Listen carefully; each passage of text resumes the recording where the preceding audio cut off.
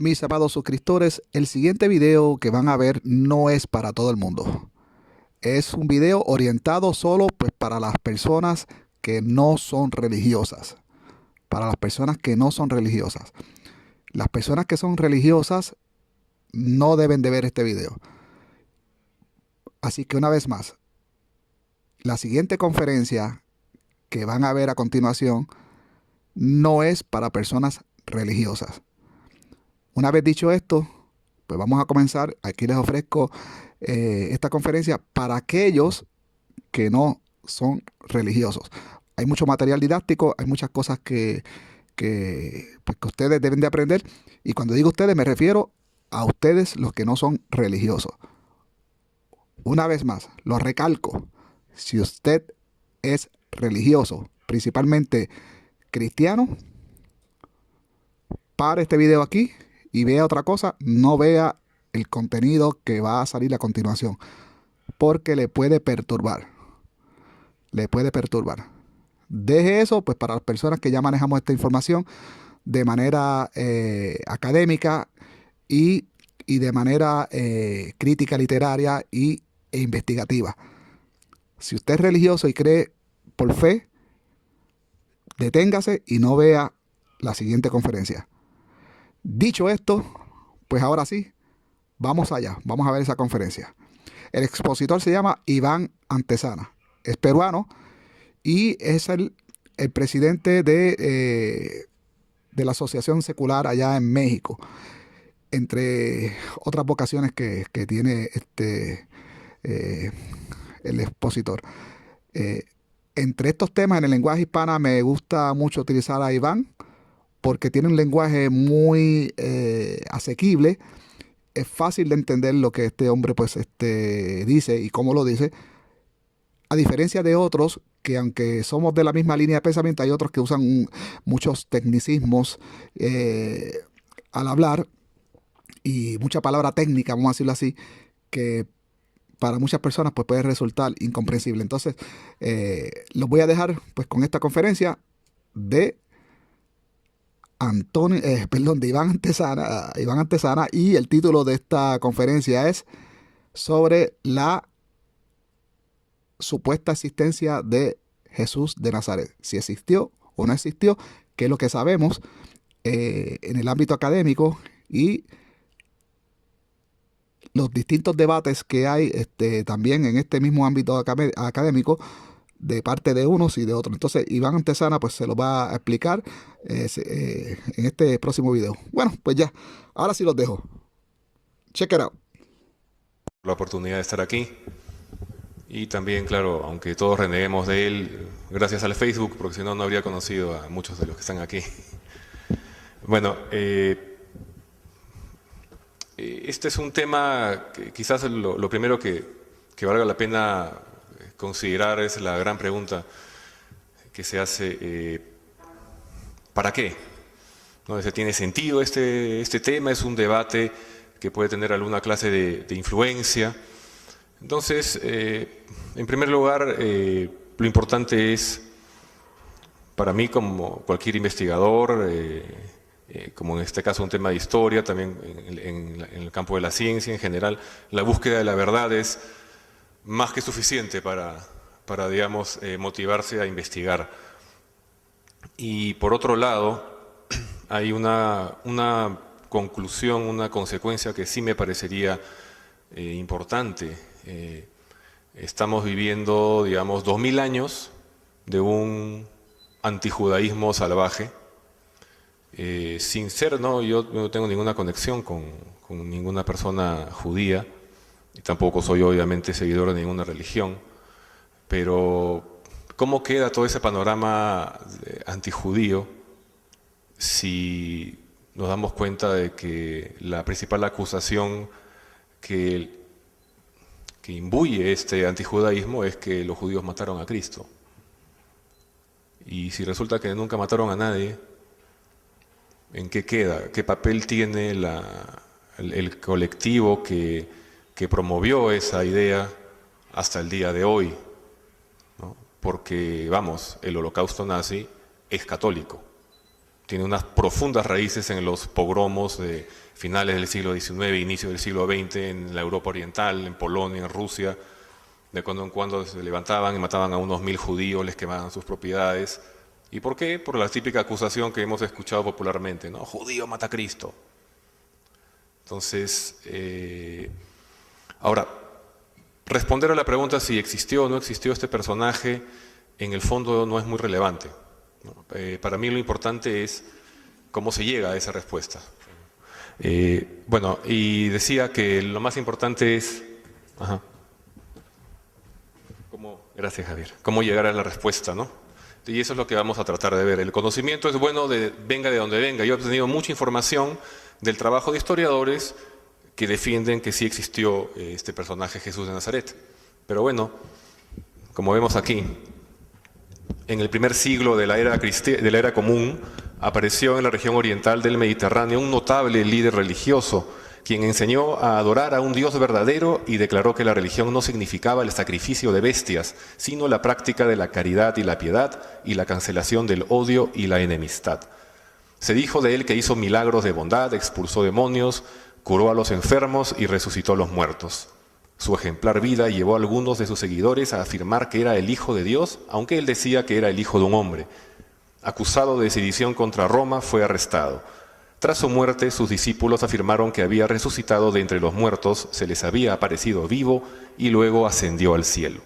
¿Quién fue este maestro y hacedor de maravillas? Ahí está. Su nombre era Polonio de Tiana. Murió en el año 98 de la era común y su historia se puede leer en la vida de Polonio de Tiana de Flavio Filóstrato. ¿Lo confundieron con alguien? Y no es de extrañar porque en verdad lo que trato de demostrar con esta introducción es que vamos a encontrar que la famosa biografía de este personaje Jesús de Nazaret es básicamente un núcleo, ¿no?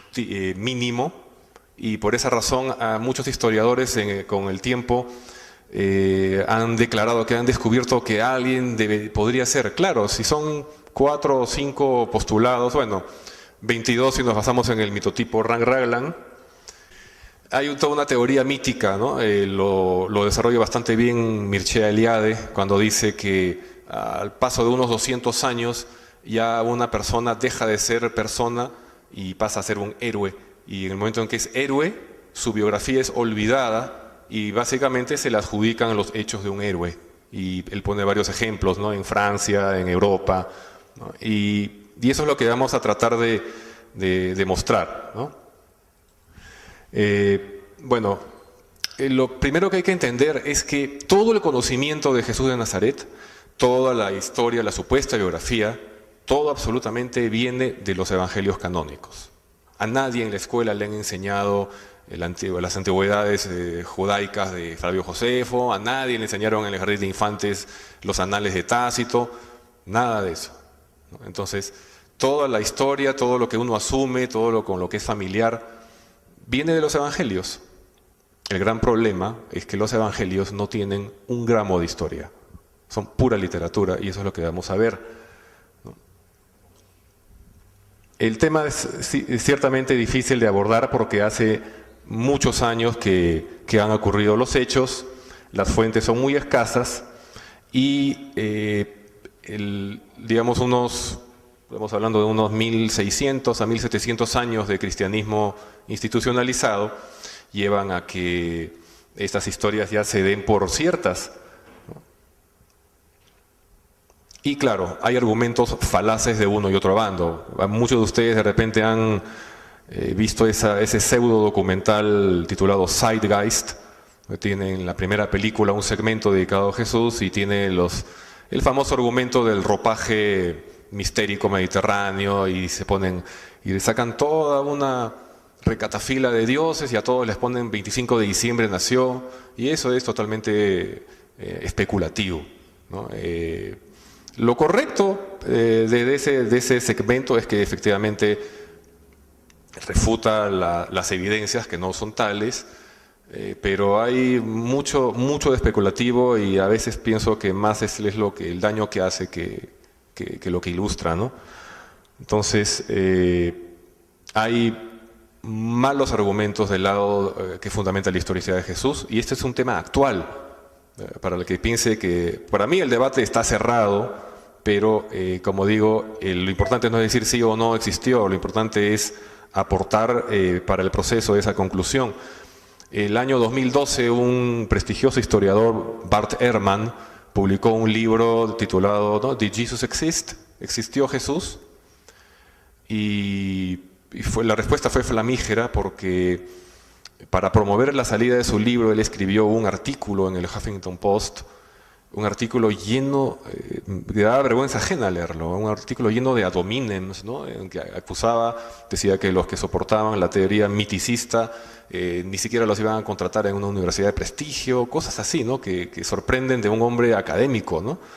Y por supuesto le salió al frente a Richard Carrier y destruyó ese texto, y cuando salió el libro lo destruyó también, porque era un libro de especulativo, y era una pena porque Ehrman tiene títulos muy importantes.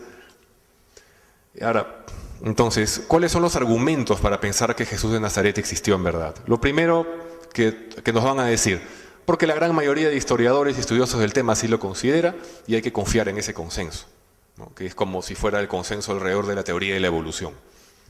Entonces, ¿cuál es el problema con este planteamiento? Esa es una falacia ad populum, ¿no?, una falacia de mayoría, ¿no? La verdad no es cuestión de encuestas. Si ahorita pregunto, no sé, pues cuál es la raíz de 2, y casi todos me responden que es 1.5, no va a ser 1.5, es 1.41 y pico, ¿no? Entonces, porque la mayoría lo diga, no va a ser verdad, ¿no?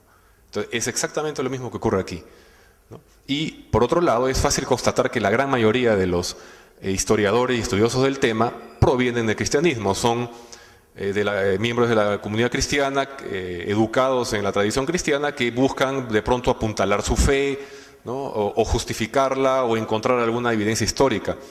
No son pocos los que a raíz de esa investigación han abandonado su fe, pero la gran mayoría continúa como parte de esta confesión. Entonces, eso es algo que desvirtúa mucho este consenso. El consenso tiene que darse sobre otras bases. Y claro, la analogía con la teoría de la evolución no se aplica, porque el consenso científico respecto de esta teoría proviene de una serie de comprobaciones. Es, como dice Richard Dawkins, la teoría científica probablemente más bombardeada de toda la historia, y ha salido airosa de todas estas pruebas, cada vez se reformula y explica mejor. Entonces, definitivamente la tesis de la historicidad de Jesús no va en ese sentido. Sí, ahora, ¿qué otro argumento se suele esgrimir para que haya existido? Que ningún caso en contra convincente ha sido presentado al escrutinio de los colegas, lo que los gringos llaman un peer review, ¿no?, que los historiadores lo avalen, los colegas, ¿no?, y que tengan un proceso antes de ser publicado este libro.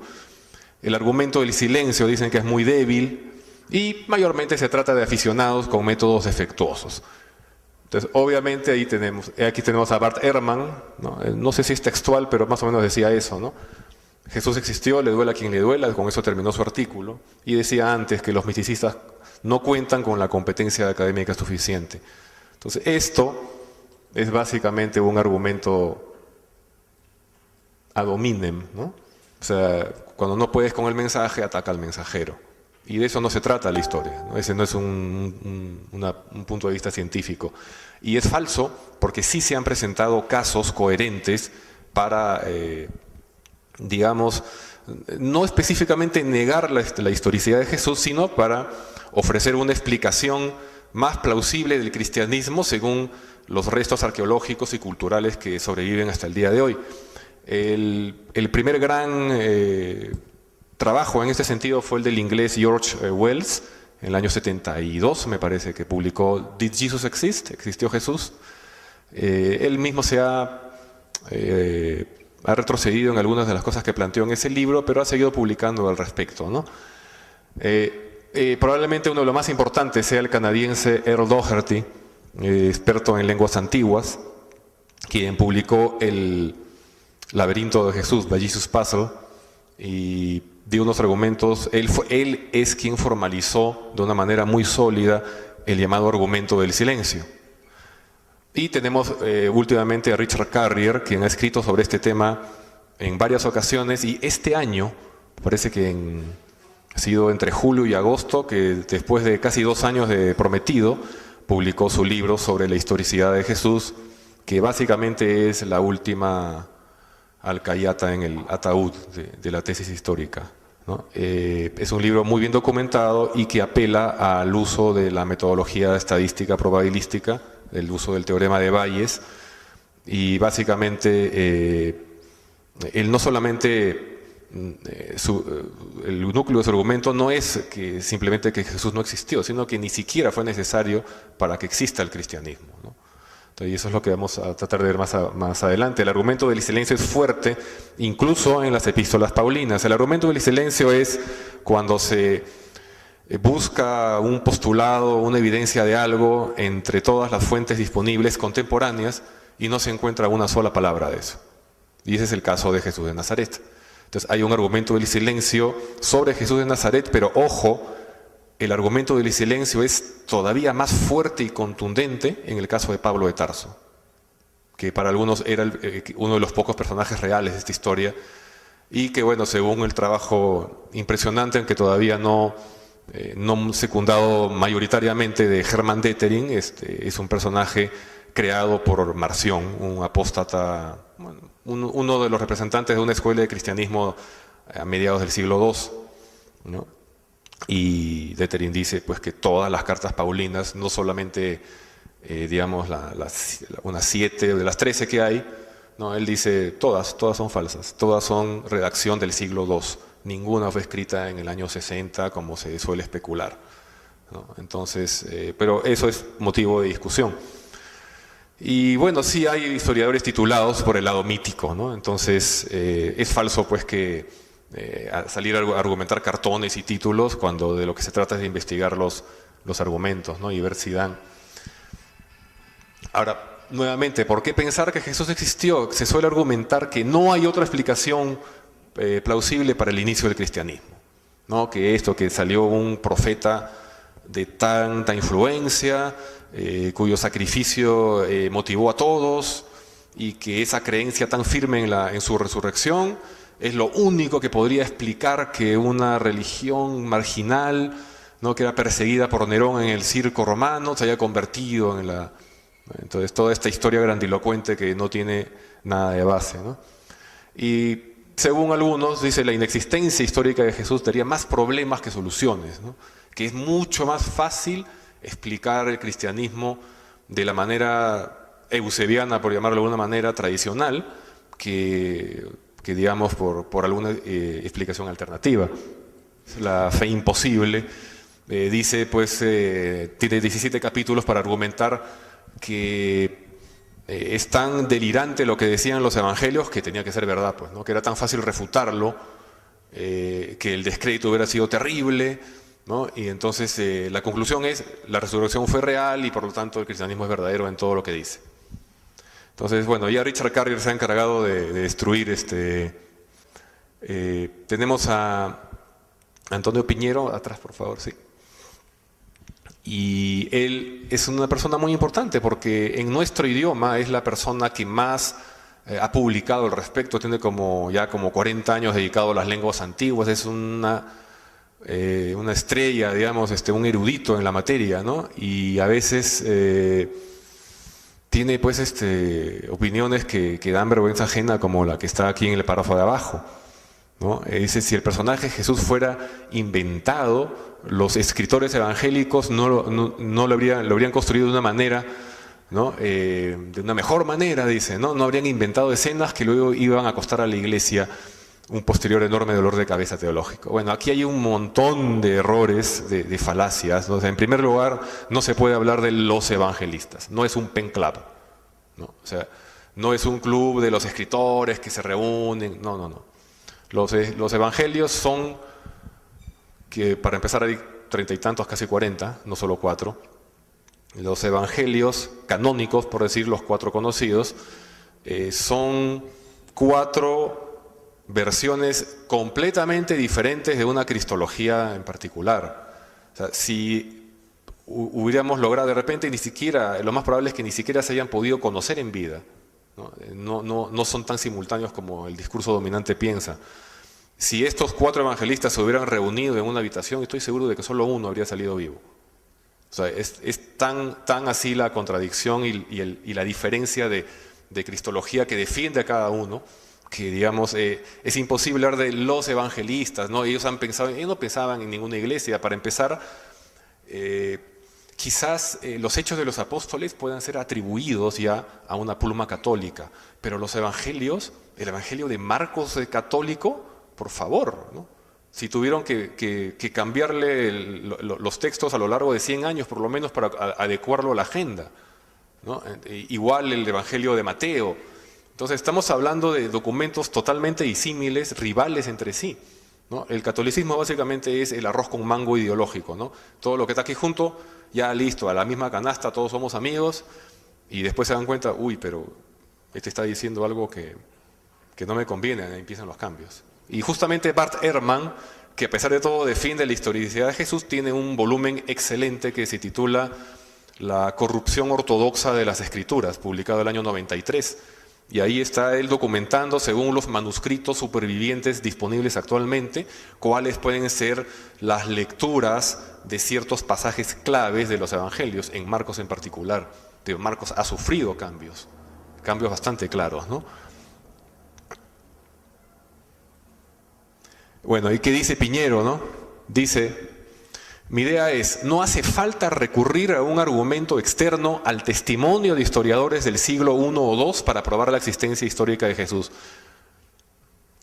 O sea, un historiador dice que no hay que recurrir a fuentes históricas para llegar a una conclusión histórica.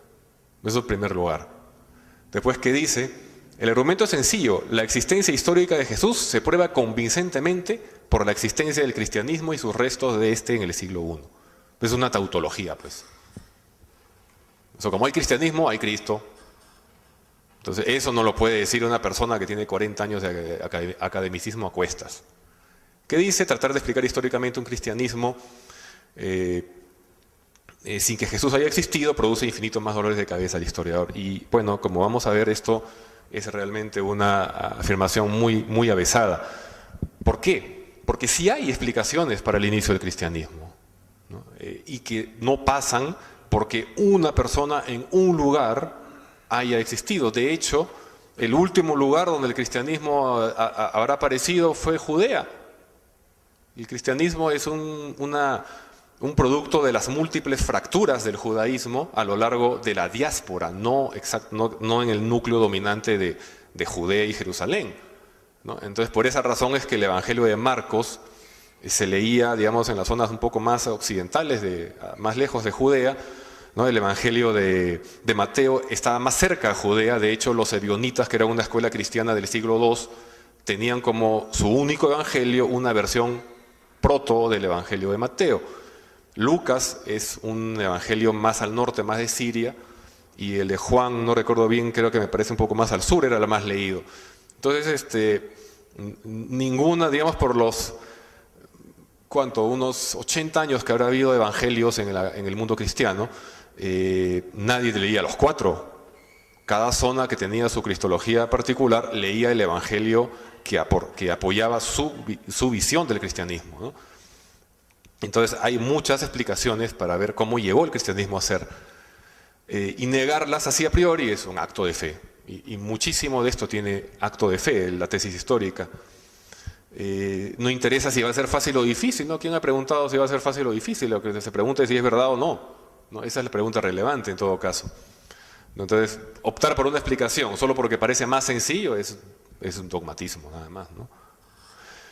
Entonces, Richard Carrier justamente es uno de los que propone, ¿no?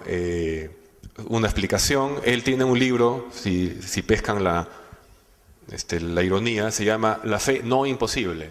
Entonces, es una respuesta directa al libro de Holding que mencionamos antes, Y este libro tiene 17 capítulos y en cada uno destruye cada capítulo correspondiente del libro de Holding, ¿no? O sea, decir, por ejemplo, Holding dice, ¿cómo alguien va a creer en alguien crucificado? Pues es ridículo, ¿no? Humillante. Y Carrier le dice, bueno, el mito de Tamuz, que es 2000 años anterior al cristianismo, trata sobre un personaje que es crucificado, desciende y luego resucita. Y ese mito lo conocían los judíos porque en unos días anteriores a la Pascua, las mujeres salían a llorar y lloraban por Tamuz, que había sido crucificado por Inanna. Es decir, Inanna es quien es crucificada por su amante Tamuz, ella resucita y en venganza va y lo crucifica al otro, ¿no? Entonces, más o menos esa es la historia, muy antigua, no es nada nuevo. Entonces, sí ha existido una creencia en un Dios crucificado. Entonces, no tenía nada de raro, en primer lugar, ¿no? Y así, por el estilo, le destruye todos sus 17 argumentos a Holding. Y lo último que ha hecho es el volumen sobre la historicidad. Sí, entonces, lo último, ¿por qué pensar que Jesús existió? Porque dicen, hay evidencia, ¿no? Hay evidencia escrita de su vida terrenal por parte de autores cristianos y no cristianos, ¿no? Griegos, romanos, judíos. No es mucha evidencia, pero es suficiente, ¿no? Y una línea que se repite varias veces. Hay más pruebas para la existencia de Jesús que para la de otros personajes históricos. Particularmente en Estados Unidos, los apologistas cristianos han creado creo que le llaman la apologética 1542, algo así, ¿no? Que representa que hurgando entre las evidencias históricas de la primera mitad del siglo I, solo habría 15 pruebas de la existencia de Tiberio, Tiberio César, ¿no? El emperador, y 42 pruebas de la existencia de Jesucristo, de Jesús de Nazaret. Y bueno, un colega, un conocido de Carrier en un blog ya destruyó por completo esa tesis, ha demostrado que hay argumentos realmente malos ahí, ¿no? Que básicamente están mintiendo descaradamente. Es una opción apologética, pero no es una opción histórica. Y eso lo vemos en algunos, por ejemplo, N.T. Wright, ¿no? Este clérigo inglés. Él dice claramente, ¿no? Doy por sentado que Jesús existió. Dice, algunos tienen la necesidad de justificar esta presunción en detalle, pero dice, es más fácil creer que Tiberio César, el contemporáneo de Jesús, fue un invento de la imaginación que creer que nunca existió la persona de Jesús. Y tuvo el cuajo de escribirlo y publicarlo, ¿no? En el año 96. También tenemos a F.F. Bruce, que es un historiador que ya falleció hace varios años, y él también dice algo similar, ¿no? La historicidad de Cristo es tan axiomática, ¿no? Axiomática para un historiador no sesgado como la historicidad de Julio César. Quienes propagan las teorías del mito de Cristo no son historiadores, aparte de otro ad hominem astronómico, ¿no? Aquí lo compara con Julio César. Y tenemos también a Antonio Piñero nuevamente, que él en una entrevista, y son sus palabras textuales, dijo, hay más pruebas de la existencia de Jesús que la de Julio César. Como decía Frank Singler en un artículo respecto de N.T. Wright, de Tiberio tenemos las monedas acuñadas durante el reinado de Augusto, donde aparece Tiberio oficialmente adoptado por Augusto. Tenemos las monedas acuñadas durante el reino de Tiberio, tenemos los restos de su villa en Capri, tenemos documentos que hablan de él. ¿No? Dice, ¿qué tenemos de Jesús? ¿Tenemos su tumba? Eso que promovió Simcha Jacobovici hace un año es un vulgar fraude, ¿no? Y ya quedó demostrado hace tiempo también. ¿Tenemos los restos de Jesús? Creo que el año pasado leí una noticia que han encontrado monedas que hablan de Jesús. De Jesús iban a acuñar una moneda, las monedas se acuñan sobre los gobernantes. Entonces, obviamente era un fraude. No hay una sola prueba material de Jesús de Nazaret. Ahora, esto es justamente lo que se dice, ¿no? No hay evidencias. Las evidencias que se han esgrimido son menciones de tercera mano o falsificaciones. No es que no sean suficientes, son inexistentes. Los textos se copiaban a mano. Entonces aquí vamos a ver uno de los problemas que había, porque en un inicio el cristianismo solamente tuvo atractivo entre las clases más bajas, los más pobres y los menos educados. No tenían escribas competentes para poder reproducir sus textos, y en un primer momento había demasiados errores por incompetencia. Pero después de aproximadamente ya para el siglo II, cuando empiezan a nuclear a intelectuales, a los apologistas cristianos más antiguos, entonces ya empiezan a tener escribas, y como empiezan a saber lo que están copiando, empiezan a introducir su agenda. Y este es un ejemplo muy divertido que pone Bart Ehrman en su libro Misquoting Jesus, que algo así, que lo han traducido en España como Jesús no dijo eso. ¿No? Este es el Codex Vaticanus, que está en el Vaticano, es una copia casi completa del Nuevo Testamento que corresponde al siglo IV. Y aquí, en esta página, en esta nota a la margen que ven circulada en rojo, ¿no? Un escriba maldice a su predecesor por haber alterado el texto. ¿Qué dice ese texto? ¿Cuál es la traducción? Dice: tonto y pícaro, deja la antigua lectura, no la cambies. Entonces, estos son casos habituales en la transmisión de los documentos cristianos, en particular. Los judíos sí eran muchísimo más celosos para copiar sus textos y no cambiar ni una coma, pero los cristianos a la limón tenían que ir cambiando las cosas, ¿no? O sea, y Ehrman, en su libro que comentaba antes, ha documentado el tránsito de todos esos cambios, ¿no? Ahora, lo más importante no es solamente que la evidencia es falsa, no es lo que se dice ser, es cómo se está leyendo. Probablemente la jugada católica más genial fue el canon del Nuevo Testamento, en particular el orden en que se muestran los libros. ¿Cómo nos muestran el Nuevo Testamento? Empiezan con los evangelios canónicos y después vienen, bueno, los Hechos de los Apóstoles, y después vienen las cartas paulinas. Cuando se supone que el orden cronológico de estos documentos fue totalmente al revés. Entonces, cuando uno lee las cartas paulinas del supuesto Pablo y habla de Cristo, entonces como uno ya leyó los evangelios, uno asume que se está refiriendo a ese Cristo. Pero el punto es, y eso es lo que decía yo al principio, el argumento del silencio es fuerte en las cartas paulinas. El supuesto Pablo jamás menciona a ningún Jesús, él solo habla de un Cristo y hace menciones completamente místicas. Su Cristo es un ser celestial, cosmológico, no es una persona de carne y hueso. Y eso se condice mucho con los primeros 150, 200 años del cristianismo. Esa era la visión de Cristo. Hay un documento latino que se llama el Octavio, escrito por un tal Minucio Félix, en latín, o sea, ya es del siglo III, me parece. Y es muy curioso porque trata sobre Octavio, que debate con un tal Cecilio, me parece, que es pagano, ¿no? Entonces, es un libro apologético porque discuten estos dos personajes, y al final del libro el pagano queda tan impresionado por los argumentos de Octavio el cristiano que se convierte al cristianismo, ¿no? Entonces, obviamente uno dice, este es un libro totalmente favorable al cristianismo. ¿Y qué dice uno de los pasajes del Octavio? El personaje de Octavio se burla del pagano diciéndole, ¿cómo pues ustedes tienen la ridiculez de adorar a un Dios que ha sido asesinado? Un momentito, si un cristiano se está burlando de eso, ¿de qué cristianismo estamos hablando? Entonces, y hay muchos documentos más que nos demuestran que la resurrección de la que habla Pablo ocurrió en un nivel de los cielos entre la tierra y la luna. Ya sé que algunos creerán que ahorita voy a decir aliens, ¿no? Pero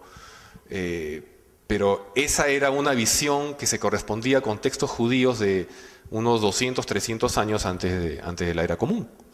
Entonces, y todo eso correspondía a la visión, a la primera visión cristiana, ¿no? Entonces, el cristianismo empieza con Cristo, pero no con Jesús. Empieza con un personaje cósmico. Y aunque suene paradójico, los documentos cristianos más antiguos son las principales pruebas en contra de la historicidad de Jesús, ¿no? Hay restos materiales de Jesús, tenemos su tumba, ¿y cuántos retratos hay de Jesús? Si hubiera sido solo uno, creo que no le habrían puesto ojos azules en Estados Unidos, ¿no? Entonces, aunque eso no es una prueba definitiva, nos habla de la tremenda variedad que hay. Las fuentes cristianas son básicamente los evangelios, las epístolas y el Apocalipsis. Y eso es lo que vamos a tratar de ver después. Las fuentes no cristianas son básicamente los estudios de Plinio el Joven, de Suetonio, de Tácito, de esos 3 historiadores romanos, más algunas referencias en el Talmud y sobre todo la obra de Flavio Josefo. De Flavio Josefo tendría para hablar 2 horas, así que solo mencionaré que se le ha considerado la prueba definitiva. Hay un fragmento en una obra llamada Las Antigüedades Judías, que se conoce como el Testimonio Flaviano, y que, digamos, ya después de años de investigación, lo más juicioso es entender que es una completa falsificación y que muy probablemente lo haya falsificado Eusebio de Cesarea. ¿Quién fue Eusebio de Cesarea? Fue alguien que al príncipe Abgar de Edesa, Eusebio murió el año 380, creo, más o menos. Este príncipe de Edesa, este rey, se impresionó por el cristianismo y decidió convertirse. Entonces, para promoverlo, probablemente en busca de algún donativo, Eusebio le sacó, recién encontrada en mis archivos, una carta escrita y firmada de puño y letra por Jesús de Nazaret, donde agradecía a este rey por su conversión 300 años antes, porque claro, pues Jesús es Dios, es omnisciente, sabe todo adelante y hacia atrás, ¿no?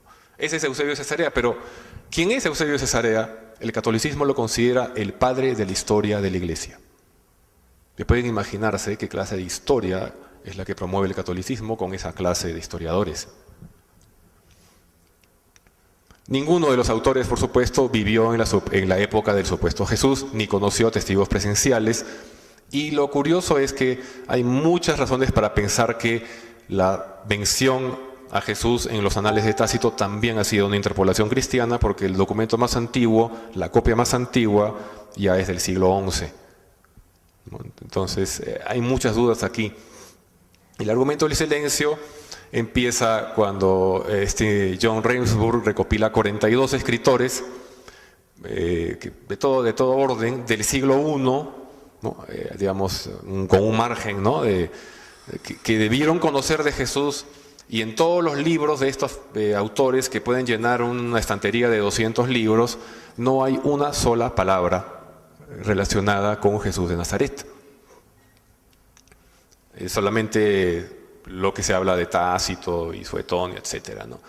Entonces, los evangelios, lo más importante es decir, no son historia, no tienen requisitos de fuentes, tienen problemas, contradicciones, son escritura mítica, son literatura. Las fuentes históricas tienen que ser contemporáneas. Las fuentes históricas tienen que ser múltiples. No podemos con una sola fuente establecer toda una teoría, es muy riesgoso. Tienen que ser independientes, ¿no? Las fuentes no se pueden copiar entre sí. Si no, no son 20 fuentes, es una con 19 copias, ¿no? Tienen que ser consistentes, no se deben contradecir. Y uno se pregunta, ¿los evangelios canónicos reúnen estas condiciones? ¿Son imparciales? En primer lugar, no son contemporáneas. Lo más probable, lo más temprano que puede haberse escrito el Evangelio de Marcos, que es el primero, debe haber sido después de los años 90. Después de los años 90. Múltiples, ¿son muchas fuentes? No, no las tenemos. Son falsificaciones, no son independientes. El Evangelio de Marcos definitivamente fue leído por los siguientes 3 evangelistas. Mateo, de sus 680 y tantos versículos, copia unos 620 de Marcos y los corrige y agrega lo suyo. Lucas, no está muy claro si Lucas fue antes de Mateo contemporáneo, pero definitivamente Lucas leyó a Marcos y, sobre todo, muy importante, Lucas leyó a Flavio Josefo, ¿no? El Evangelio de Lucas es introducido con un prefacio exactamente igual que las Antigüedades Judías de Flavio Josefo. Es impresionante el paralelo que hay con esas obras. No son, obviamente, consistentes porque se contradicen entre sí, lo vamos a ver con unos ejemplos muy rápidos. Y no son imparciales porque buscan promover su fe. Son documentos de declaración de un credo. No son imparciales, no son un recuento históricos de ese tipo. Hay muchos errores, hay improbabilidades. Marcos nos relata un eclipse de sol de 3 horas en una época de Pascua que hay luna llena y no puede haber eclipse, ¿no? Mateo nos habla de una estrella saltarina, ¿no? Justo cuando los Reyes Magos se detienen, ¡pum!, la estrella se para. Y la estrella se para encima de una casa. Ustedes pueden ver una estrella en el cielo y determinar encima de cuál casa está parada, ¿no? Entonces, cosas así tienen los evangelios, ¿no? No pueden haber sido escritos antes del año 70 porque narran la destrucción, o sea, Jesús profetiza la destrucción del templo de Jerusalén por Tito, que ocurrió el año 70. De esto se agarran algunos dogmáticos historicistas para decir que entonces el Evangelio de Marcos es del año 70. Claro, o sea, apenas se cayó el muro, Marcos corrió a escribir. Y no, pues, porque Marcos revela cierto conocimiento de la historia que nuevamente solo pudo haber llegado a oídos cristianos a través de la guerra de los judíos de Flavio Josefo, que fue publicada poquito antes de la muerte de Vespasiano, el año 79, o sea, más o menos el año 77, 78. Entonces, ni siquiera le queda el año 70 a Marcos para eso, ¿no? Y los documentos que se suponen documentos cristianos más antiguos no mencionan a los evangelios. Aproximadamente hasta el año 125, un escritor cristiano no habla de un evangelio, ¿no? Entonces, no son relatos de testigos presenciales, que es lo que en las escuelitas, los parvularios se promueve, en los colegios dicen, sí, no, ellos, los evangelistas no fueron sus discípulos, pero sí los conocieron. Mentira, ¿no? O sea, eso está muy lejos, está décadas de décadas después de los supuestos hechos. Y tenemos unos errores muy interesantes en el Evangelio de Marcos, ¿no? En el capítulo 7 nos muestra que Jesús viaja de Tiro hasta el mar de Galilea. En el capítulo 5 cura a un poseso. ¿Y esto qué demuestra? Que el autor de Marcos nunca vivió en esa zona. ¿Por qué? Dice, dejando los términos de Tiro, se fue por Sidón hacia el mar de Galilea, atravesando los términos de la Decápolis. Vamos a ver, según Marcos, Jesús quería ir de Tiro al mar de Galilea, ahí donde está esa flecha. En el siglo I había un camino que iba de Tiro al mar de Galilea. ¿Pero qué nos dice Marcos? Que dejando Tiro se fue por Sidón hacia el mar de Galilea. Sidón está ahí, arriba. Y se fue por los términos de la Decápolis, que está ahí detrás del mar de Galilea, para finalmente llegar. O sea, Marcos lo hizo al pobre Jesús caminar por un sitio donde no había vías, ¿no?, para darse ese tremendo vueltón, ¿no?, en lugar de irse directo por donde había un camino. Y lo que decía, en el siglo I no había un camino, pues, ¿no? Entonces, esto sí es lo más interesante. Cuando curan al poseído, este famoso episodio en que Jesús le transfiere los espíritus malos a una piara, ¿no?, y los cerdos se desbarrancan y se ahogan, ¿no? Entonces, obviamente eso está situado a las orillas del mar de Galilea. Dice, llegaron al otro lado del mar, a la región de los Gerasenos. ¿Dónde está Gerasa? Ahí, bien en la orilla del mar de Galilea, ¿no es cierto? 60 kilómetros al sureste. Entonces, Mateo se dio cuenta de que Marcos la había regado ahí, pues no podía ser. Y Mateo dice que no es en la región de los Gerasenos, sino en la región de los Gadarenos. ¿Dónde está Gadara? Un poquito más arriba, pero no está en la orilla del mar de Galilea. Entonces, más adelante, y sobre todo en las Biblias protestantes, la Biblia del King James, la traducción más antigua al inglés, vamos a encontrar ya una unificación. Y en las Biblias protestantes, la Reina Valera, vamos a ver que ya no se habla de Gerasa ni de Gadara, se habla de Gergesa. ¿Gergesa dónde está? Ahí está. Se puede decir a la orilla del mar de Galilea. Y eso tardó pues unos siglos en darse cuenta de ese error. Entonces, ¿es esto un libro de historia con esa clase de errores escrito por testigos presenciales que vivieron ahí? Nadie que hubiera vivido ahí hubiera cometido esos errores, ¿no? Y bueno, la Biblia católica Nácar Colunga, que es la más edulcorada de todas, es más, unifica el error, ¿no? Ahí está Marcos, dice Gerasenos, Lucas dice Gerasenos, Mateo dice Gerasenos.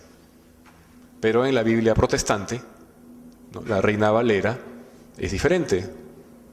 Marcos dice Gadarenos, Lucas dice Gadarenos, pero Mateo dice Gergesenos. Y ahí está, ese es un problema de incongruencia geográfica. Ahora, en la muerte de Jesús hay datos muy interesantes entre Marcos y Juan. Bueno, entre Marcos y Juan, en la muerte de Jesús, lo más interesante es que Marcos nos presenta la última cena. Juan no tiene última cena, ¿no?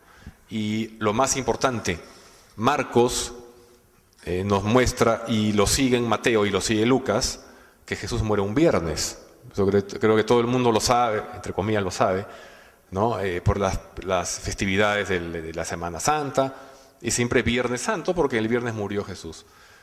Pero ¿cuándo murió Jesús según Juan? Murió el jueves. No, y sin última cena, la cena de que le limpia los pies a los mendigos, los leprosos, es de Juan, no es de los sinópticos, de los otros tres. Y entonces uno se pregunta, ¿por qué razón el autor del Evangelio de Juan introduce un cambio de ese tipo? Es muy sencillo, porque el Evangelio de Juan, que es el más tardío y está escrito cuando las predicciones de la venida de Jesús habían fracasado rotundamente, entonces es un evangelio mucho más místico, y Jesús se presenta a sí mismo claramente: yo soy el Cordero de Dios que viene a limpiar el pecado del mundo. Yo soy el Cordero de Dios. El Cordero era el animal que se sacrificaba en la Pascua, que era el viernes, pero para eso había que sacrificarlo el jueves en el templo. Entonces, como Jesús es el Cordero, Él tiene que morir el jueves, que es el día en que los corderos se sacrifican. Y esa es la razón por la cual Juan pone eso. También es espectacular ya en la parte del sepulcro vacío. Lamentablemente aquí no se va a ver bien, pero todos contra todos son disímiles, todos son diferentes. La hora, por ejemplo, Marcos dice pues que era temprano, dice como era a las 9, otro dice que es a las 6, otro dice que es muy de madrugada. Ninguno se pone de acuerdo en la hora. ¿Quiénes sabían el sepulcro? Entonces Marcos dice que había, Marcos dice un ángel, me parece. Mateo dice que había, Mateo dice un joven con túnica blanca, ¿no?, que estaba adentro. Mateo dice que fue un ángel, ¿no? Después Lucas habla de 2 personas, ¿no? Entonces ninguno se pone de acuerdo qué cosa había dentro de la tumba de Jesús. Ahora, ¿cómo estaba la piedra, no? Entonces, para casi todos la piedra estaba abierta, pero Mateo hace pues que baje el superhéroe, el ángel, y de un rayo la abra así, ¿no?, espectacularmente, ¿no? Y es así. ¿Quiénes vieron el sepulcro? Entonces dicen que fue María con otras Marías en Marcos, y que luego ya incluso del miedo ni siquiera corrieron a avisarle a nadie, ¿no? Y entonces y tenemos cada vez Mateo y Lucas aumentan la cantidad de personas, la cantidad de mujeres, y Juan ya decía mucho, dice ya demasiado, y Juan dice solo María Magdalena lo vio. Se ahorra problemas, ¿no? Entonces todo eso es una contradicción, digamos, de las más notorias, porque hay contradicciones de otro tipo, ¿no? Por ejemplo, Marcos dice que Pedro negó a Jesús 3 veces antes que el gallo cantara 2 veces. Pero esa figura literaria de antes que el gallo cante 2 veces no era muy bonita. Entonces Mateo se da cuenta, no, pues. Y esa frase antes que cante el gallo, pues genial, a mí me parece espectacular, ¿no? Entonces eso viene de ahí. Entonces ya según Mateo y los siguientes, la negación de Pedro es antes que cante una sola vez el gallo, no 2 veces. Es un detalle que puede parecer ridículo, pero cuando se presume que alguien está detallándonos tanto y que es un recuento biográfico fiel, no debería haber esa clase de problemas. La literatura antigua. Bueno, tenemos el espejo evangélico, que ese era Northrop Frye, un crítico canadiense. Es básicamente la idea de que existe el tipo y el antitipo. De hecho, en las epístolas, algunas de las epístolas del Nuevo Testamento sale la palabra textual, antitipo. ¿Qué cosa es el tipo? Es el Antiguo Testamento. Y el antitipo es el Nuevo Testamento, que es el reflejo. Como decía Northrop Frye, es una especie de partido de tenis, ¿no? En que, ¿cómo sabemos que las profecías del Antiguo Testamento se cumplieron? Porque las confirma el Nuevo Testamento. ¿Y cómo sabemos que las profecías del Nuevo Testamento fueron reales? Claro, porque salieron en el Antiguo Testamento. Y así se pasan la pelota de uno al otro, pero fuera de la realidad, ¿no? Bueno, lo importante es entender que los evangelios canónicos son básicamente casi sus 3/4 partes o más, son simplemente la reescritura de la Septuaginta. La Septuaginta era la llamada Biblia griega, ¿no? Más o menos cerca del año 200, antes de la era común, en Alejandría, de donde se especula que podría haber salido el Evangelio de Marcos. Alejandría, que era la Nueva York de la época, ¿no es cierto?, fundada por Alejandro Magno, para mayor gloria de su nombre, era la ciudad más cosmopolita del mundo antiguo. Y había una comunidad judía de diáspora muy grande y muy importante. Creo que quienes han visto la película Ágora han visto parte de esa, aunque un poco deformada en la película, pero había una gran comunidad judía. ¿Y cuál era el idioma en Alejandría? Era el griego. El griego era la lengua franca de esa época, lo que es el inglés hoy día, ¿no? Dos personas de idiomas totalmente distintos se comunicaban en griego, como hoy día yo puedo hablar con un vietnamita si le hablo en inglés, por ejemplo, ¿no? Entonces, eso es ser una lengua franca. Y el griego era esa lengua. ¿Y qué ocurría? Que casi la gran mayoría de esos judíos de diáspora que vivían en Alejandría no hablaban hebreo y no tenían acceso a sus textos sagrados. Entonces, se reunieron, como a los judíos les encanta desde que estuvieron en el cautiverio de Babilonia, les encanta el número 12, entonces reunieron a 12 por 6 a 72 sabios que sabían griego y sabían hebreo, y en unos 10 días, más o menos, tradujeron toda la Torá y la Tanaj, todos los textos judíos, los tradujeron al griego. Y entonces es muy importante porque, no he puesto la diapositiva, pero hay, por ejemplo, en el capítulo 12, me parece, de Marcos, no, el 7 creo, bueno, hay una referencia en que Jesús dice, como dijo Isaías, y lo que dice Jesús no está en el Antiguo Testamento. Hay un cambio muy claro y uno dice, hey, un rabino que predicara la palabra de ninguna manera podría haber digamos, citado mal la Torá. No puede citar mal la ley, ¿no? La ley judía. Entonces, la única manera, cuando investigamos, nos damos cuenta de que ese parafraseo de Jesús corresponde textualmente a la traducción de la Septuaginta. O sea, Jesús, un rabino supuestamente judío, ¿no?, en la región de Judea, les cita la traducción griega. Obviamente los judíos lo sacarían a pedradas de ahí, ¿no? Entonces, obviamente eso no es historia, eso nunca puede haber pasado. Entonces, como parte de este paralelismo con la Septuaginta,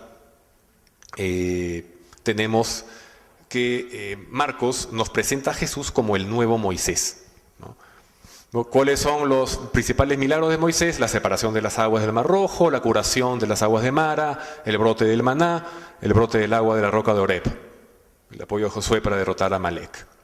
Entonces, Marcos nos quiere presentar a Jesús como el nuevo Moisés, pero como Jesús es mejor, no son 5 milagros, son 10, son 2 series de 5 relacionados también con lo que hace Moisés, ¿no?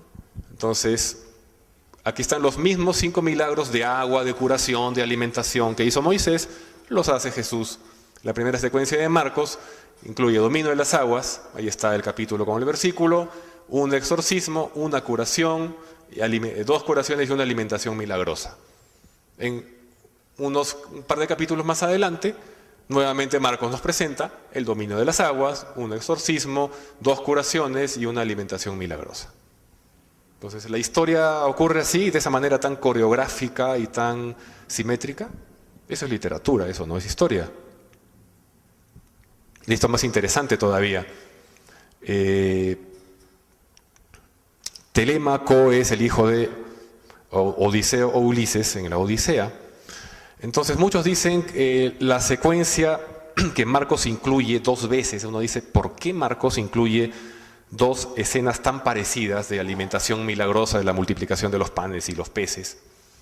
Entonces, obviamente dicen, claro, la fuente es los milagros de Elías en el libro de Reyes, donde, claro, Elías multiplica, creo que 5 panes, los convierte en 600, algo así. No, Jesús, por supuesto, tiene que ser más espectacular, él multiplica más, ¿no? Pero el asunto es que hay un estudioso, Dennis MacDonald, quien ha estudiado a profundidad los textos homéricos y ha descubierto muchos paralelismos. Entonces, en este caso, si la explicación que no tiene fuente bíblica por la cual Marcos presenta 2 veces la alimentación milagrosa, es muy simple. Es un reflejo de los 2 viajes de Telémaco, en que es agasajado por 2 reyes, Néstor y Menelao, creo. Entonces, esos detalles los podemos ver más adelante, me parece. Lo más importante, en la primera alimentación milagrosa, Marcos habla de hombres específicamente. Todos los hombres se sentaron, eran 9 grupos de 500 en la Odisea, y Marcos nos habla de 5000. Pero nos dice hombres, y en la segunda alimentación milagrosa, Marcos específicamente dice personas. O sea, habla que son hombres y mujeres. Entonces uno dice, ese es un detalle insignificante, pero ¿qué es lo que ocurre? Que en la Odisea, la primera cena a la que asiste Telémaco es en una isla de Pilos, y este rey está ofreciendo una cena para los pescadores. ¿Cuántas mujeres salen a pescar? Ninguna. Entonces solo eran hombres. Por eso la primera alimentación de Marcos es solo con hombres. Y la segunda sí es con personas, porque era un banquete de bodas al que va Telémaco. Y de hecho Jesús, en las alimentaciones milagrosas de Marcos, en un momento determinado asume el papel del anfitrión, que es lo que ocurre en los relatos de la Odisea, ¿no? Ahora tenemos también la influencia de Flavio Josefo. Mateo nos habla de unas referencias y correcciones hacia las narrativas de nacimiento y los hechos luego de la resurrección.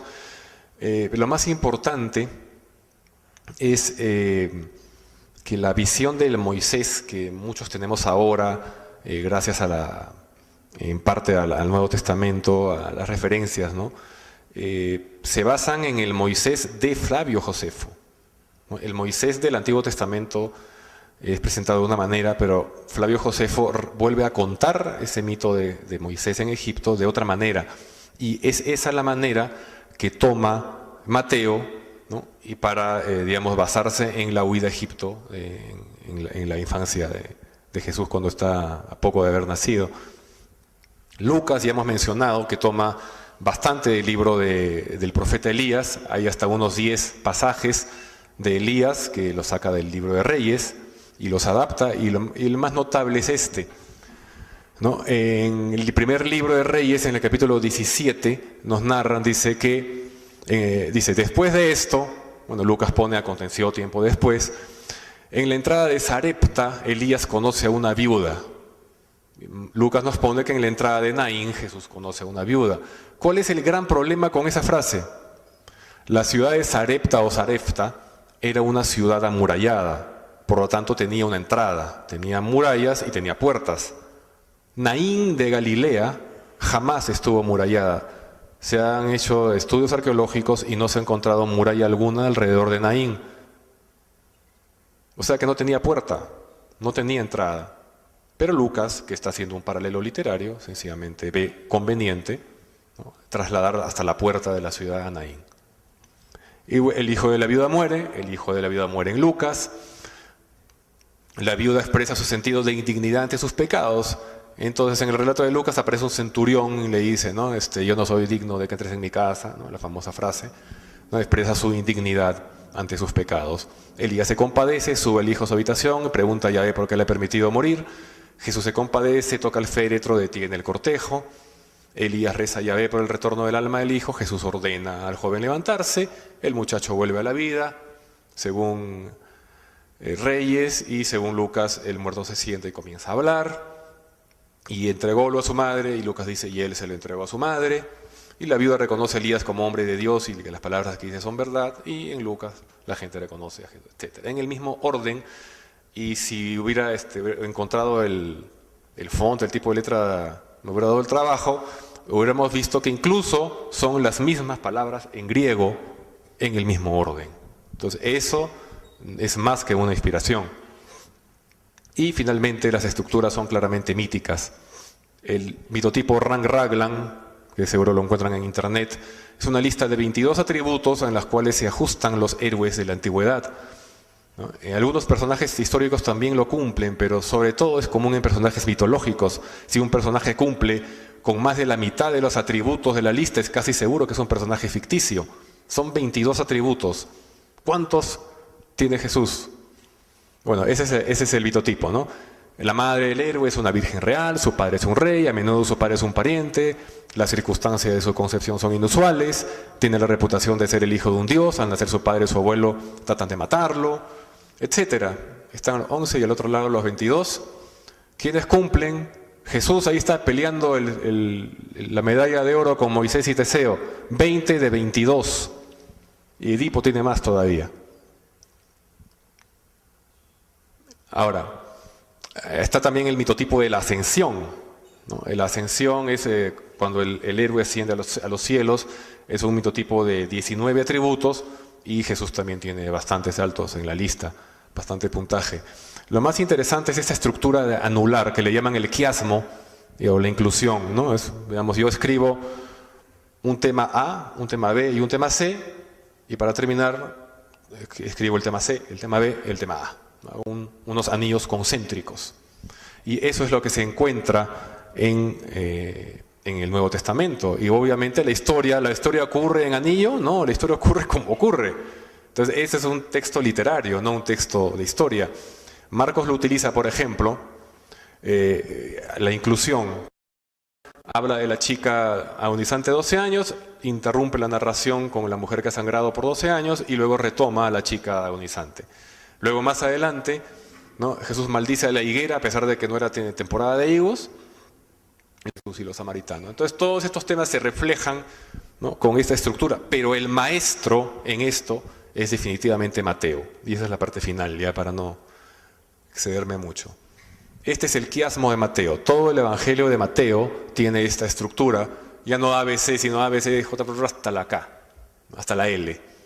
Y todos los temas se reflejan. El primer tema, la genealogía, que es un sumario de tiempos pasados, y al final Jesús da los encargos como un sumario de los tiempos futuros.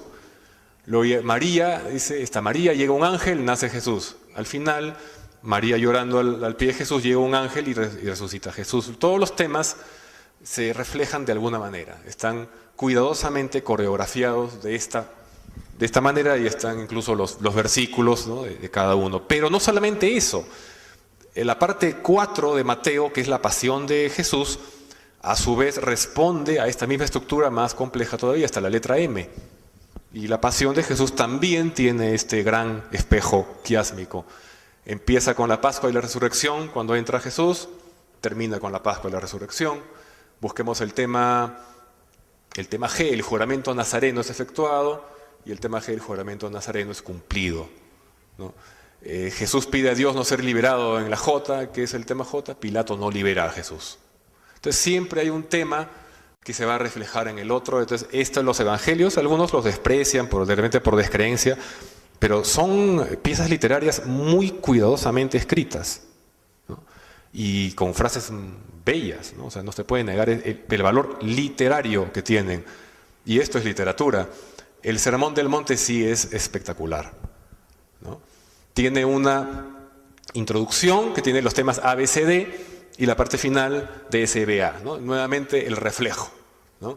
Pero lo más importante de Mateo es que el Sermón del Monte está estructurado en 3 columnas. La primera columna, cómo obedecer la ley; la segunda, cómo rendir culto a Dios; y la tercera, cómo relacionarse con la sociedad. Entonces, si vemos esta estructura, bueno, cada columna tiene sus partes, ¿no? Pero al centro de las 3 columnas está el culto a Dios. Pero este culto a Dios tiene tres partes a su vez: limosnas, oración y ayuno. Pero al centro del culto a Dios está la oración. La oración tiene estas partes. No oren como los hipócritas o los gentiles, ¿no? Luego viene el Padre Nuestro y luego viene el perdón. Se habla del perdón en la oración. Entonces, al centro de la oración está el Padre Nuestro. Y el Padre Nuestro tiene una introducción y luego tiene tres peticiones tú y tres peticiones nosotros, ¿no? Casi termina, ¿no? Y al centro, ¿cuál está? Las peticiones a Dios. Entonces, todo eso está cuidadosamente. Ahora, esto lo improvisó un rabino un domingo por la tarde en un monte. Este es un discurso hábilmente escrito por un literato muy competente en griego. Y lo más importante de todo, y que abona en contra de cualquier pretensión histórica para este evangelio: cuando el templo judío, el templo fue destruido después de la rebelión de los sicarios, que empezó el año 66, ya los romanos certaron y aplanaron el templo, queda el murito nada más donde se golpean la cabeza hoy en día. Eso fue el año 70. Y la religión judía era una religión muy ritual, era una religión basada en el templo. De hecho, cuando tuvieron problemas con el primer templo, porque el que destruyó Tito fue el segundo, hubo incluso un templo en una isla, no sé si fue la isla de Elefantina en Egipto, y muchos judíos tenían que hacer peregrinación hasta allá, porque era una religión basada en el templo. ¿Qué pasa cuando se destruye el templo? Los rabinos de esa época tienen que reestructurar la religión judía, ya no para que sea ritual, y la estructuran, adivinen, ¿sobre la base de qué? Sobre la base de tres columnas ideológicas. ¿Cuáles son? Las que están viendo ahí. Entonces es imposible que un rabino, supuesto rabino judío, en el año 30, ¿no?, hubiera predicado la ley de Moisés de la misma manera en que fue predicada solamente, y está documentado, después de la destrucción del templo. Es un anacronismo total, ¿no? Entonces, las figuras estilísticas del Sermón del Monte no son traducciones del hebreo al griego, son compuestas en griego. Hay un juego de palabras notable en el Evangelio de Juan, cuando Jesús se encuentra con Nicodemo y Jesús le dice: tienes que volver a nacer. Y Nicodemo le dice: ¿qué? ¿Tengo que volver a entrar en el vientre de mi madre y volver a salir? Y Jesús le dice: tienes que volver a nacer. Entonces, ¿qué es lo que ocurre aquí? Que el término en griego para volver a nacer, o sea, para renacer, que implica renacer biológicamente, significa exactamente lo mismo que nacer de lo alto, a lo que se refería Jesús. Tienes que renacer en el espíritu, ¿no? Pero eso es en griego. Es imposible porque en hebreo los dos significados corresponden a dos palabras diferentes. Entonces, ese juego de palabras, Jesús se lo hace a un judío en griego. Es imposible. Por eso es que nunca se han encontrado manuscritos. Los manuscritos más antiguos de los evangelios están en griego, nunca van a estar en arameo o en hebreo, porque fueron escritos en griego por judíos probablemente de diáspora, ¿no?, helenohablantes. Esto es lo que hemos comentado del Sermón del Monte. Y bien, entonces lo que hemos visto es básicamente que estamos frente a fuentes literarias y que no podemos hablar de una base histórica. La base histórica no existe.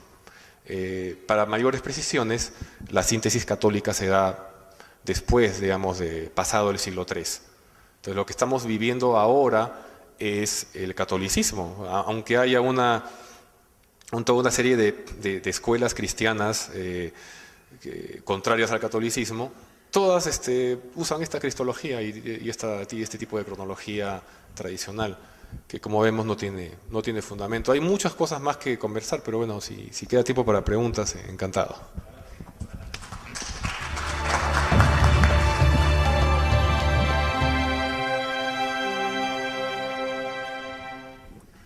Pues, no, personalmente me has dejado atónito y te tengo un primer reclamo. Me hiciste sentir ateo light. Muy bien, increíble material, muy bien estudiado, muy bien analizado. Me atrevo a iniciar con un comentario respecto de este último detalle. Justamente el concepto del templo que se comparte entre griegos, entre judíos y dos, tres culturas más, es el vientre materno. Exactamente, y por eso dos columnas junto al templo, y por eso esa misma simbología la vemos en el laberinto del fauno, por ejemplo, cuando la niña se mete al árbol que tiene forma de vagina. Es exactamente el mismo concepto. El concepto de renacer es reentrar al templo y a construir una nueva forma de pensar. Me encantó Gracias. tu disertación. Seguramente tenemos ya por acá una primer intervención, y seguramente alguien más que quiere intervenir para ir dando lugares, porque si no los ocupo yo, ¿eh? Bueno, me da la impresión, no sé si estoy equivocado, de que estos cuestionamientos acerca de la existencia de Jesús, como que son muy modernos, me suena como de 1950 hacia la fecha. Yo todavía lo que hubo en los siglos XV, XVI, XVII, XVIII, eran, la base del protestantismo y todo eso eran en contra de la Iglesia Católica, en contra del monopolio católico, en contra de la interpretación que daban el Vaticano y la generación de los santos y las vírgenes locales, precisamente para la difusión de la religión. Un poco más adelante los protestantes y ya también las diferentes versiones bautistas y evangelistas y todo ello, pues más que nada están persiguiendo intereses económicos, o sea, todo lo que era pues la fuente de dinero que provoca precisamente este seguimiento de esta fe. Pero en sí los cuestionamientos de la existencia de Jesús y todas las contradicciones de la Biblia y todo eso, se me hace algo como que muy moderno, y lamentablemente tampoco posible compararlo, posible hacerlo desde las fuentes originales, porque esas están custodiadas o ya perdidas en el tiempo o custodiadas por museos que no permiten llegar a las fuentes y al análisis como tal, o en los archivos vaticanos que obviamente nunca van a poder ser abiertos o consultados por alguien que quiere cuestionar precisamente eso. Si estoy no es cierto, es algo muy moderno este cuestionamiento de Jesús. Bueno, no tanto en verdad. Hay varios antecedentes. Lo primero hay que entender es el movimiento de la Reforma Protestante de Lutero. ¿Qué es lo más importante de esa reforma? Uno de los reclamos que hace Lutero es que la Biblia sea leída por los feligreses, porque la Biblia solo era leída por los sacerdotes en las misas, se hacían el famoso cherry picking, ¿no? Cogían los versículos bonitos y eso es lo único que la gente entendía de la Biblia. Por eso incluso ¿cómo se llamaba Tinder? No me acuerdo el primer inglés que tradujo la Biblia, le cortaron la cabeza, ¿no? Entonces, por esa razón, porque eso ocurre por Lutero en Alemania, es precisamente que la escuela bíblica, la escuela de estudios bíblicos más antigua está en Alemania. O sea, es muy interesante saber alemán para poder leer mucha bibliografía que no está. Alguna pasada al castellano, otra al inglés, pero hay mucha bibliografía en alemán precisamente. Y hacia mediados del siglo XVIII hubo un clérigo llamado Reimarus, y él empezó a investigar de estas cosas y no le gustó lo que descubrió. Entonces escribió creo que no sé cuántos tomos y dijo no. Llamó a uno de sus discípulos y le dijo: tú vas a publicar todo esto que he escrito, pero cuando yo me muera. Y efectivamente pasaron 10 años de la muerte de Reimarus y este discípulo publicó. Y efectivamente Reimarus le daba pues en las bases al catolicismo y tenía críticas a la historicidad de Jesús. Entonces ahí es donde empieza realmente mucho de este análisis. Hay también un historiador inglés en el siglo XIX. O sea, en verdad tiene antecedentes, pero es moderno. ¿Por qué razón? Porque no hemos tenido, como dices, acceso a muchas fuentes. Algo muy importante en el estudio ocurre tenemos a este alemán Bruno Bauer, que me parece, los años 30 publica un libro en que sí rompe con todo la historia oficial del catolicismo, menciona los sitios donde fue apareciendo el cristianismo y que no tienen nada que ver con la historia oficial, y sus predicciones fueran correctas en la mayor parte, pero tenía muchos datos equivocados porque obviamente no tenía acceso a esas fuentes. ¿Qué ocurre?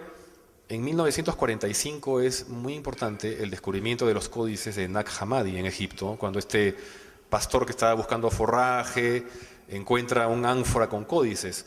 Y de hecho, como tenía que calentarse, unos cuantos los quema en una fogata, ¿no? para abrigarse. Entonces uno se imagina qué cosas no se habrán perdido ahí. Y esos son los famosos evangelios apócrifos. Son muy importantes para la historia del cristianismo. Se encontraron en el año 45, tuvieron una historia digna de James Bond, de la manera como salieron y fueron recuperados. Pero la primera traducción al inglés se publica en 1975. Por esa razón, la literatura sobre la historicidad de Jesús, que sea anterior a 1970, ni siquiera 50, 60 años, como dices tú, es literatura que ya está un poco desacreditada porque no tiene, por ejemplo, en Nag Hammadi, es fabuloso, se encontró el texto judío Eunostos el Bendito, una colección de dichos, ¿no? Muy teológico, y en la misma ánfora se encuentra un libro cristiano llamado La Sofía de Jesucristo, y era la transliteración del Eunostos, solo que los dichos eran atribuidos a Jesús, nada más. O sea, era un plagio, pues, en términos modernos. Y ahí nos están mostrando el laboratorio de la literatura cristiana. Hay muchos que dicen, hay que encontrar el Evangelio Q, ¿no? Que de repente es la base. Y quién sabe, de repente en verdad es una colección de dichos judíos. Hay que buscar en literatura judía, no se sabe ahora. Pero ahí vemos eso. También, por primera vez, que se tenía noticias de los gnósticos. Lo que despotricaban de los gnósticos, Orígenes y todos los apologistas cristianos. De hecho, la obra de Celso, que era que publicó un libro contra los cristianos, obviamente ese libro no ha sobrevivido, el libro se recupera en su mayor parte por el libro de Orígenes titulado Contra Celso, ¿no? Y entonces ahí se habla, o Ireneo cuando escribe, Ireneo de León contra las herejías, entonces solamente en algunos párrafos que los cristianos apologistas citaban contra los gnósticos, era lo único que había de información, pero gracias a los restos de Nag Hammadi, por primera vez se tienen textos del gnosticismo escritos por ellos mismos. De ahí es donde sale el famoso Evangelio de Felipe, donde esta magufada del Código da Vinci armó barullo, ¿no? Porque Jesús besaba a María Magdalena y que los católicos o cristianos se estuvieron ofendidos porque eran ficticios. Claro, pues son tan ficticios como los canónicos, son igual de literatura, ¿no? Pero digamos que sí, las cosas han cambiado en época muy reciente. El famoso Evangelio de Judas es algo que se termina de publicar en el 2006. Entonces, es un tema que, como yo decía al principio, es un tema vigente. La polémica está todavía presente. ¿Y por qué? Porque las evidencias van apareciendo a cuentagotas, ¿no? Me atrevo a comentar, por si no hubiera algún otro comentario. ¿Hay alguien más que quiera comentar? ¿No? Por acá. Regálame un segundo nada más para hacer un comentario aquí también. Es justamente, lo comentaba yo el día de ayer, uno de los problemas que tenemos a veces los ateos es que buscamos por definición alejarnos de lo que consideramos creencias de seres míticos y cosas por el estilo. En contraparte, y lo mencionas en forma muy interesante, los gnósticos justamente habían construido una cantidad de conocimiento muy importante que también estuvo permeado por filosofías alejandrinas, como lo mencionabas, del lado de la Alejandría del siglo I. Y ahí justamente, tanto en la misma Biblia que se puede consultar en este momento, siguen existiendo una cantidad de simbolismos que cuando empieza uno a leer la situación dice, no, pues nada más llegó fulano, pescó y luego se fue. Pero cuando empiezas a revisar, ya con datos alternos y otras fuentes, empiezas a encontrar que había simbolismos que permitían que entre los rabinos le dieran una codificación muy interesante como forma de aprendizaje, de pronto para aprender valores morales, de pronto para tener una concepción del mundo. Y a lo que quiero llegar es que vale mucho la pena que no nos encontremos cerrados a explorar todo este tipo de información tan minuciosa, la simetría de que hay en ciertos pasajes de la Biblia, etcétera, para verlo, como lo mencionas con toda corrección, es literatura, de pronto bien hecha, bien construida y con propósitos muy interesantes, y que en algún punto no debe ser, en mi perspectiva, ajeno necesariamente a los ateos. Yo creo que es interesante que nos acerquemos y que podamos hacer un análisis de este tipo de textos. Ibas a comentar. Sí, felicidades a los Muchas gracias. Solamente para tomar el tema del simbolismo, mi pregunta es acerca de la ópera de Mozart, La flauta mágica. Hay una escena donde hay tres columnas. Mi pregunta es, y concuerdas, si eso tiene algún, o ustedes han identificado un simbolismo con el cristianismo. Bueno, no sabría decirlo. Definitivamente Mozart crece en una época pues de claro dominio del cristianismo, pero la idea de usar tres elementos de algo me parece que es definitivamente mucho más antigua que el cristianismo. No estaría tan seguro de adjudicarlo. Hay otros simbolismos que no he tenido tiempo de preparar porque era muy complicado, respecto de las alimentaciones milagrosas. Estas no solamente son, digamos, influidas por el pasaje de Elías, los pasajes de Telémaco en la Odisea, tienen una propuesta matemática muy profunda. Las escuelas pitagóricas desarrollaron mucho, ellos pensaban que la matemática era el lenguaje de Dios, y tienen y no lo llegué a preparar, pero hay un libro de Joseph, Fiedler, que en inglés es Jesus, Son of God, ¿no? O sea, Sol de Dios, ¿no? Jesucristo, Sol de Dios. Y ese libro aborda los simbolismos matemáticos. Es muy interesante el de las alimentaciones porque los valores que están de 5.000 personas, las cantidades de las canastas que sobran, todo eso son operaciones con triángulos, ¿no? Ajá. Y tienen una explicación matemática. Luego, por ejemplo, uno de los capítulos que es apócrifo en el Evangelio de Juan, porque Juan termina creo que en el 20 y le agrega un capítulo 2, el capítulo donde dice que esto lo escribió el discípulo amado precisamente, pero tiene el capítulo en que Jesús vuelve a ver a los discípulos, ¿no? Y los vuelve a ver y ellos están tristes porque no han pescado, y ellos no reconocen que es Jesús. Él les dice, lancen las redes de nuevo, y luego sacan la red y dicen que habían pescado 153 peces, 153 pescados en la red. Entonces uno se pregunta, ¿y por qué diantres nos tienen que poner ese número? ¿Para qué sirve? Entonces, nuevamente eso es una alegoría matemática. Creo que empieza con la llamada vesica piscis, que es cuando intersecan dos círculos y trazan unas líneas. Entonces el perfil que aparece ahí es el de un pez, ¿no? ¿Y cuál era el símbolo del cristianismo? El pez. El pez, pero ese era el símbolo pitagórico. Y para rastrear la raíz cuadrada de 3, me parece que utilizaban un triángulo de lados 3, 5 y 1. Entonces, y había un relato que un discípulo, un pitagórico, escribe sobre Pitágoras, en que Pitágoras un día estaba caminando por la playa y encontró a unos pescadores que estaban tristes y les dijo que lanzaran las redes nuevamente, y predijo cuántos peces iban a capturar, y adivinan qué cantidad capturaron: 153. Exactamente. Entonces es un relato pitagórico bastante antiguo también, ¿no? Sí, de hecho hay una cantidad de situaciones en donde, por ejemplo, en la Grecia antigua el concepto de raíz de 2 era increíblemente terrible porque tenía que ser perfecto. Como que si todas las matemáticas venían saliendo perfectas, la raíz de 2 tendría que haber salido perfecta y no salía perfecta. Fue como una especie de trauma que viene reflejado justamente en la escuela pitagórica, y que a la postre el uso de los simbolismos pitagóricos para el cálculo del círculo, el darle un significado espiritual al triángulo, etcétera, lo vemos reflejado, y por eso vemos secuencias de 3 de pronto en los versículos. Sí. Sí, en verdad,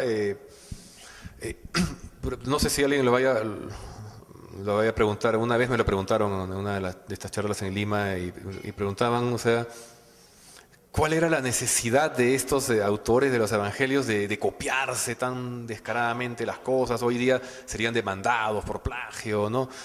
Entonces, eso sí es una pregunta, es algo muy difícil de entender a nuestra mentalidad de hoy día, porque hay que entender que estos textos son elaborados por una sociedad arcaica en el tránsito a una sociedad más moderna. Yo diría incluso que el cristianismo como tal fue un movimiento necesario para dar una ideología que apuntaba más a la historicidad, porque en las sociedades arcaicas el tiempo es cíclico, es redondo, ¿no? Es circular. Entonces eso lo ha desarrollado muy bien Mircea Eliade, lo ha desarrollado Levi Strauss, y tenemos su caracterización de las sociedades frías de Levi Strauss contra las sociedades calientes. Las sociedades frías, dice, tienen la concepción del tiempo circular, y por lo tanto no es muy difícil que haya innovación en estas sociedades. Entonces, por eso, en una sociedad arcaica podemos entender que no van a tener tendencia a la hora de escribir a tratar de crear algo nuevo. Van a realmente a basarse en las ideas antiguas, y para ellos era lo más natural, ¿no? Y todos ellos sabían, incluso probablemente muchos lectores del siglo I, finales, que pueden haber leído los evangelios, pueden haber notado todas esas similitudes, ¿no? Pero ya pasados siglos de siglos, para nosotros es diferente y pensamos plagio, esto, pero no, era una sociedad que tenía una mentalidad completamente diferente, ¿no? Completamente. De hecho, por ejemplo, la Ilíada, si mal no recuerdo, fue escrita decenas o cientos de años después de acontecidos los sucesos, porque justamente lo común en aquel momento era repetir una y otra vez la misma historia hablada de una persona a la siguiente. A Homero se le ocurre transcribir lo que la gente recitaba una y otra vez. Y es una de las situaciones por las que, efectivamente, poniendo en contexto en aquel momento, sin las fuentes de información que tenemos en el día de hoy, se tomaba una historia, se repetía una y otra y otra y otra, y cuando le querías dar innovación, entrecomillémoslo, retomabas la anterior para tratar de explicar una cosa aparentemente nueva, que es el caso de Jesús. Y por eso también, sin estar ni por tantito cercano a la filosofía de Zeitgeist, donde dicen que el 25 de diciembre, que yo también dije, esto es una tontería, ¿de dónde sacaron el dato o las actas de nacimiento de los dioses? Claro. No hay tales, ¿no? Pero sí hay una recurrencia en función de eventos astronómicos. Por ejemplo, de hecho se me hizo hasta raro que hubieran ocupado el 25 de diciembre contra el 21 de diciembre, que era el día del solsticio. Ajá, que exacto. Ese sí tiene un simbolismo muy interesante de por qué hay que creer en el nuevo Dios o en el renacimiento, en el cumplimiento del ciclo, y que era lo perfectamente común para la gente. Les comparto muy breve también. Yo tuve un socio que hacía el comentario de que cuando nosotros, la sociedad, decimos en el matrimonio, juntos para toda la vida, pues porque el promedio de vida hace 5,000 años era de 20 años, una cosa por el estilo.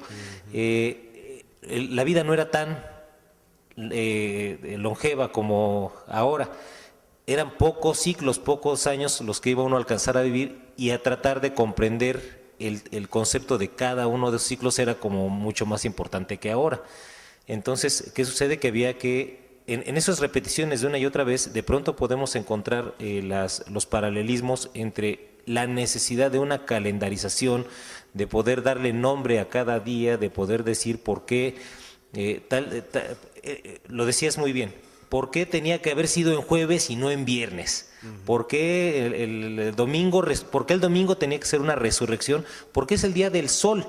Entre otras cosas, conceptos tomados a su vez de los egipcios y tomados también de los griegos, y que a su vez también heredaron más adelante a los romanos, etcétera. Entonces hay un sincretismo impresionante que vale la pena comprender para poder entender el contexto de los porqués de esas repeticiones, de las numerologías que hay ahí adentro. Y lo decíamos el día de ayer, Isaac Newton perdió muchísimo tiempo tratando de encontrar códigos y mensajes secretos adentro de la Biblia, pudiendo haberlo dedicado a cosas más importantes como la gravedad y otros términos científicos, que era una de las